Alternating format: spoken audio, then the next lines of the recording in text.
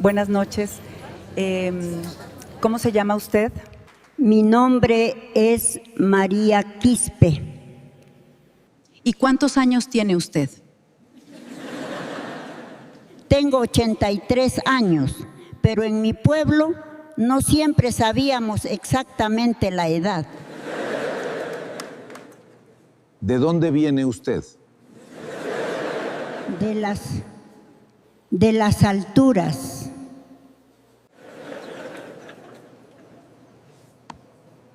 ¿Y qué la trae aquí esta noche?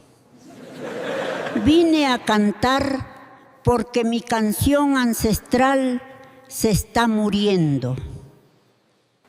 ¿Qué quiere decir con que su canto se está muriendo? Los jóvenes se fueron a la ciudad. Soy la última aquí que conoce esta antigua canción. Cuando me vaya, se irá conmigo. Este escenario es suyo. Cante cuando quiera.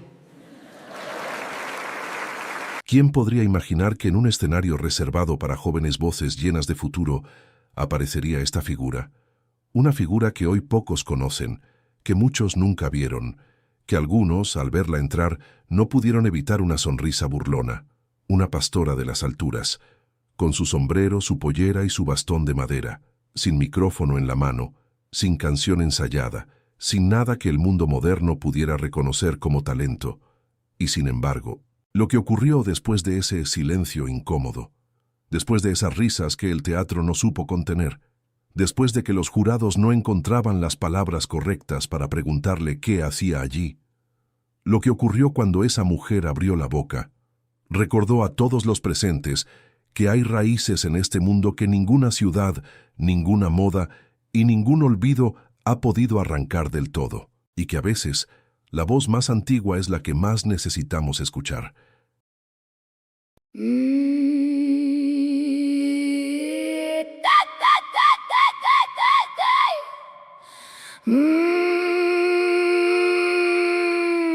Pachamamam, Kay Pachapi, Madre Tierra, aquí estoy. Guairampimun, viento viene, llevando lo que ya no volverá.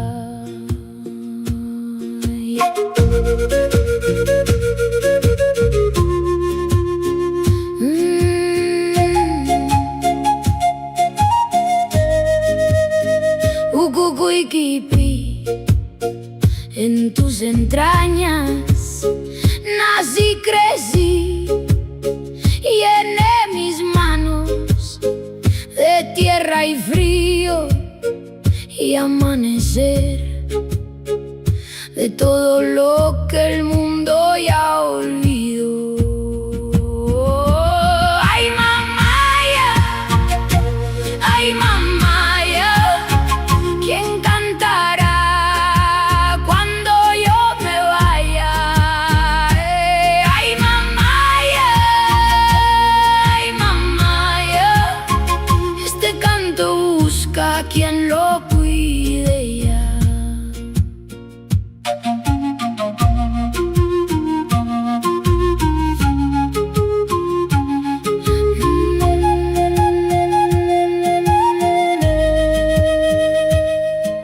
Los jóvenes se fueron al llano, dejaron el viento, dejaron el frío, llevaron los ojos hacia otro lado y el canto quedó solo como yo.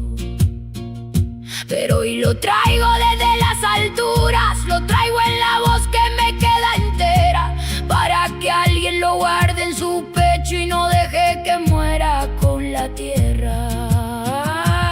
Ay, mamaya, ay, mamaya, ¿quién cantará cuando yo me vaya?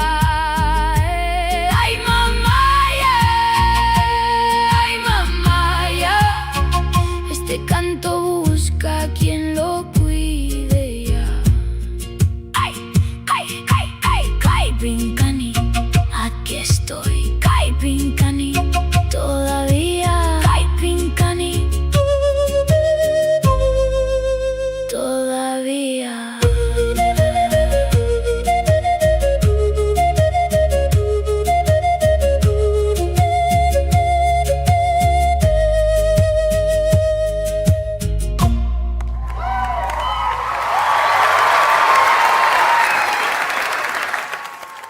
Nadie en el teatro supo exactamente cuándo terminó la canción.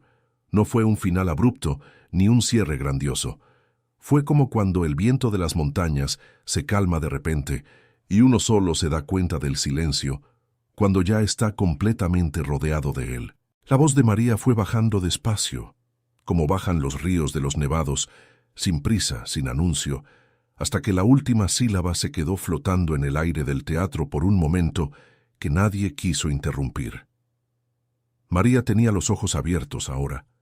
Miraba al teatro con la misma serenidad con que había mirado las montañas durante 83 años, sin expectativa, sin necesidad de que nada ocurriera de ninguna manera particular, solo mirando. El teatro tardó 6 segundos en reaccionar, 6 segundos de silencio absoluto, que ninguna cámara de producción había planeado y que sin embargo fueron el momento más poderoso de toda la noche. No el silencio incómodo del principio, cuando nadie sabía qué hacer con esa figura que había cruzado el escenario con su bastón y su pollera. Era otro silencio completamente. Era el silencio de cuando algo muy antiguo y muy verdadero ocurre en un lugar moderno, y el lugar moderno necesita un momento para entender lo que acaba de recibir. Luego alguien en la primera fila se puso de pie, no con el gesto entusiasta de quien celebra una actuación extraordinaria, con el gesto lento y casi involuntario de quien se levanta porque su cuerpo ha decidido que quedarse sentado ya no es apropiado para lo que está sintiendo. Y luego otro, y otro. Y en menos de 10 segundos, el teatro entero estaba de pie con un sonido de aplausos que no era el sonido habitual de ese programa, no el aplauso rítmico y calculado de la televisión, sino algo más parecido al sonido de mucha gente diciendo al mismo tiempo algo que no tiene palabras exactas en ningún idioma, pero que todos entienden cuando lo sienten. María recibió esa ovación con el bastón en la mano y los ojos recorriendo el teatro despacio, fila por fila, como si estuviera contando algo o memorizando algo para llevárselo de vuelta a las alturas. No era sorpresa lo que había en su mirada. Era algo más parecido a la confirmación de algo que ella ya sabía, pero que necesitaba que el mundo también supiera. Rodrigo Vega estaba de pie detrás de la mesa. No lo había decidido. Se había levantado solo, con ese mismo movimiento involuntario de la primera fila, y ahora aplaudía con una expresión que no era ninguna de las que solía tener en ese programa. Era la expresión de alguien que acaba de entender algo que no sabía que no entendía. Algo sobre la antigüedad de las cosas. Algo sobre lo que se pierde cuando el mundo avanza sin mirar hacia atrás. Carmen Solís tenía las manos juntas frente a la boca, no aplaudiendo sino sosteniendo algo, como quien intenta no dejar escapar lo que acaba de recibir. Tenía los ojos brillantes, pero no lloraba. Era algo más contenido y más profundo que el llanto. Era el estado específico de quien ha sido alcanzado en un lugar muy adentro y que necesita un momento antes de poder hablar, porque las palabras que tiene disponibles no alcanzan para lo que quiere decir. Marco Ibáñez aplaudía con una firmeza que no era la firmeza profesional del jurado experimentado, sino la de alguien que está haciendo algo con convicción genuina porque no hay otra manera de hacerlo. El teatro siguió de pie durante mucho tiempo. María esperó, con la paciencia de siempre, con la paciencia de quien ha esperado que amanezca miles de veces y sabe que las cosas llegan cuando tienen que llegar y que apresurarse no sirve de nada. Cuando los aplausos comenzaron a calmarse, fue Carmen quien habló primero. Su voz salió con una textura diferente a todas las que había usado esa noche. No la voz profesional de la jurada, no la voz suave y cuidadosa con que había intentado comunicarse con María desde el principio. Era la voz de alguien que está siendo completamente honesta porque ya no tiene energía para hacer otra cosa. María, dijo, ¿puede decirme algo? ¿Entiende lo que acaba de hacer aquí esta noche? La anciana la miró. Cantar, respondió simplemente, lo mismo que hago en las montañas, solo que aquí hay más gente. El teatro respondió con una carcajada cálida que era también un abrazo colectivo, el tipo de risa que no se ríe de algo, sino con algo, con alguien, con esa mujer que después de haber paralizado a cientos de personas con su voz, respondía con la misma sencillez de siempre, como si lo que acababa de ocurrir fuera lo más natural del mundo, que para ella quizás lo era. Rodrigo tomó el micrófono. Lo hizo despacio, con una deliberación que no era habitual en él. Normalmente, sus palabras en ese programa salían rápidas y seguras, con el tono de quien sabe lo que quiere decir antes de decirlo. Esta vez no. Esta vez buscó las palabras como quien busca algo en la oscuridad, sabiendo que está ahí pero sin saber exactamente dónde. María, dijo finalmente, yo no entendí todas las palabras de lo que cantó. Hizo una pausa, pero entendí todo lo que dijo. Y eso es lo más extraño y lo más hermoso que me ha pasado en este escenario desde que estoy aquí. La anciana lo miró con esos ojos oscuros y completamente alertas. Asintió una vez. El quechua es así, dijo. Se entiende aunque no se sepa, porque viene de antes de las palabras. El teatro no supo exactamente cómo responder a eso. Hubo un momento de silencio breve, el silencio específico de cuando algo demasiado verdadero es dicho en voz alta y el aire necesita un segundo para acomodarlo. Luego los aplausos volvieron, más suaves esta vez, como aplausos de acuerdo, como la manera que tiene mucha gente de decir sí al mismo tiempo, sin ponerse de acuerdo. Marco tomó el micrófono con una voz que tardó en encontrar su firmeza habitual. María dijo, en este programa hemos escuchado muchas voces, voces entrenadas durante años, voces que han recorrido el mundo, voces que han ganado premios y llenado estadios. Hizo una pausa larga. Pero esta noche escuchamos algo que ninguna de esas voces puede tener todavía. Escuchamos el tiempo. Escuchamos lo que suena cuando alguien carga dentro de sí una tradición de siglos y la abre frente a nosotros sin pedirle nada a cambio. María escuchó todo eso con la misma calma de siempre. Cuando Marco terminó, ella asintió levemente, como reconociendo algo que ya sabía pero que no estaba mal escuchar, dicho en voz alta por alguien más. Carmen se limpió los ojos con discreción. Luego miró a sus colegas y luego a María y luego a las cámaras, con la expresión de alguien que ha tomado una decisión. María, dijo, este programa tiene reglas, reglas sobre formatos y categorías y lo que se considera talento en el contexto de un show de televisión. Hizo una pausa. Esta noche esas reglas van a esperar, porque lo que usted trajo aquí no cabe en ninguna categoría que este programa haya definido antes. No es un talento, es un patrimonio. Y los patrimonios no se juzgan, se protegen. Este escenario es suyo cuando quiera volver, sin condiciones, sin formatos, sin reglas. El teatro respondió con una ovación que fue distinta a todas las anteriores. No la ovación de la sorpresa, ni la del reconocimiento, ni la del alivio.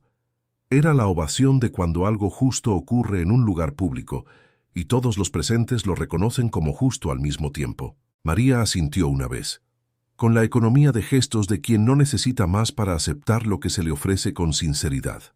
Gracias, dijo en español. Y luego dijo algo más en quechua que ninguno de los presentes entendió, pero que sonó como una despedida y como una bendición al mismo tiempo, como esas palabras que existen en algunos idiomas para decir varias cosas importantes con muy pocas sílabas porque las personas que las inventaron sabían que a veces el tiempo es corto y hay que decir todo lo que importa de una sola vez. Luego tomó su bastón con las dos manos y con la misma lentitud tranquila con que había entrado, comenzó a caminar hacia el lateral del escenario. El teatro la vio irse en silencio. No el silencio del principio, el de la confusión y la incomodidad, el silencio respetuoso de quien sabe que está viendo algo que merece ser visto hasta el final. Cada paso de María sobre el escenario con el bastón, golpeando el suelo con ese sonido específico, que no encajaba con ningún sonido de ese lugar, pero que esa noche había encontrado su lugar ahí. Antes de desaparecer en el lateral, María se detuvo, se volvió hacia el teatro y levantó el bastón una vez, brevemente, con un gesto que en las montañas significaba algo que no tiene traducción exacta al español, pero que todos en ese teatro entendieron de todas formas porque hay gestos que van más allá de los idiomas y de las culturas y que llegan directamente a ese lugar en el que todos los seres humanos son iguales independientemente de dónde vengan y en qué lengua sueñen. Luego se fue. Y el teatro quedó con ese silencio otra vez, pero completamente distinto a todos los anteriores. Esa noche las redes se llenaron de fragmentos del momento. No por el equipo de producción del programa, sino por el público, que había grabado con los teléfonos que nadie había sacado durante la canción, porque nadie había querido perderse ni un segundo de ella mirando una pantalla, pero que habían sacado después, durante los aplausos, durante las palabras de los jurados, durante el momento en que María se volvió antes de irse y levantó el bastón. El video que más se compartió no era el de la canción completa ni el de los aplausos finales. Era un video de 12 segundos que alguien había grabado desde un ángulo lateral del teatro.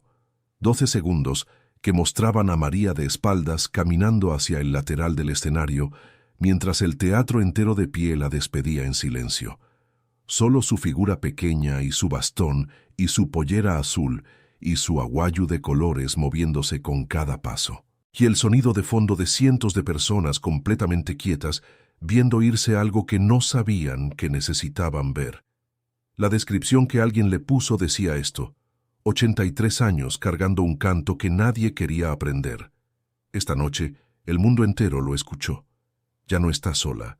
Tuvo 15 millones de reproducciones en 72 horas. En Perú, en Bolivia, en Ecuador, y en las comunidades andinas de Chile y Argentina, y en los barrios latinos de ciudades de Estados Unidos, donde la gente que salió de las montañas lleva las montañas adentro aunque hayan pasado décadas desde la última vez que las vio. En México, y en Colombia, y en Venezuela, y en España, y en lugares donde nadie había escuchado hablar del yaragüi, ni sabía que era una pollera, ni había visto nunca un sombrero bombín, pero que de todas formas sintieron algo cuando escucharon esa voz, porque hay voces que no necesitan contexto para llegar a donde tienen que llegar. Al día siguiente, músicos de comunidades andinas comenzaron a publicar videos cantando yaragüi. Algunos lo hacían bien, con la técnica y el conocimiento de quien ha estudiado la tradición. Otros no tan bien, con la torpeza honesta de quien está aprendiendo algo por primera vez a los 30 o 40 años, porque nunca nadie le había dicho que valía la pena aprenderlo. Pero todos lo hacían con una seriedad que no tenían antes, con la seriedad de quien ha entendido que algo que creía menor o anticuado o irrelevante es en realidad algo que merece ser cuidado. Investigadores culturales que llevaban años advirtiendo sobre la desaparición de estas tradiciones vieron cómo de repente había una conversación que antes no existía, o que existía solo en círculos académicos y que ahora estaba en los teléfonos y en las cocinas y en las conversaciones de personas que nunca habían pensado en eso antes. Universidades de Lima y La Paz y Quito comenzaron a recibir consultas sobre cursos de música andina tradicional. Comunidades que habían perdido el contacto con sus tradiciones musicales empezaron a buscar a los ancianos que todavía las recordaban. No todos los encontraron. Algunos habían llegado demasiado tarde, pero algunos sí, y cada uno que encontraron era una victoria pequeña contra el olvido. La nieta de María publicó un video 3 días después, no desde ningún estudio ni con ninguna producción, desde el rancho, con las montañas de fondo y las ovejas pasando detrás. Mostraba a su abuela sentada afuera de su casa, con el bastón apoyado en la pared y el sol de la tarde cayendo sobre su cara y sus manos. No hacía nada en particular, solo estaba ahí, en su lugar, con su mundo, y debajo la nieta había escrito: «Mi abuela fue a la ciudad a salvar su canto. Creo que lo logró». Ese video tuvo más reproducciones que el del programa. María no supo de la mayoría de esto. Vivía en las alturas y ahí la señal del teléfono era caprichosa y el internet era algo que ocurría en otro mundo, el mundo al que su nieta había ido y del que volvía cada tanto con noticias que a veces María entendía y a veces no del todo, pero que escuchaba con la misma atención con que escuchaba el viento cuando cambiaba de dirección, porque el viento también trae noticias y hay que saber leerlas. La nieta le fue contando, poco a poco en las tardes, sentadas afuera mientras las ovejas pastaban y el sol bajaba detrás de las montañas que María conocía de memoria desde hacía más de 80 años. Le contó de los videos, le contó de la gente aprendiendo su canto en ciudades que María no podía imaginar bien, porque nunca las había visto, pero que existían en algún lugar del mundo donde también había personas que necesitaban escuchar lo que ella había cantado esa noche. Un día la nieta le dijo que había personas en muchos países aprendiendo su canto gracias a esa noche, que el Yarawi que ella había cantado en ese escenario azul con sus estrellas geométricas había llegado a lugares donde nadie sabía que existía y que ahora existía en la memoria de personas que antes no lo tenían. María escuchó todo eso en silencio, con los ojos fijos en las montañas, con las manos sobre el bastón, con la expresión de siempre, esa que no cambia mucho porque 83 años le habían enseñado que las cosas grandes no requieren expresiones grandes, sino simplemente presencia y atención. Luego dijo solo esto. Entonces no se muere todavía, dijo.